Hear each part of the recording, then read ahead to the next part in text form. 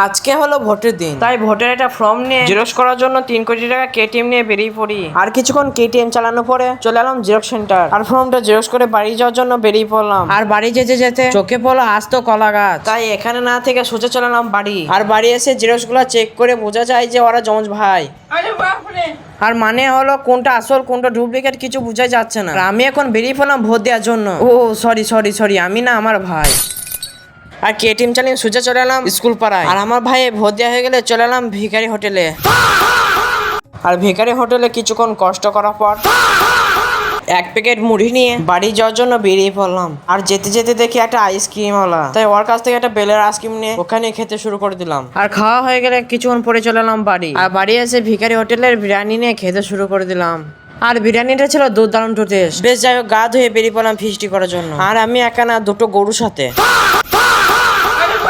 বেশ যাই হোক, আর বান্দার উপরে সাইকেল রেখে সোজা চলে এলাম নিচেতে। আর হ্যাঁ, এখানে ভিউটা একদম দেখার মতন।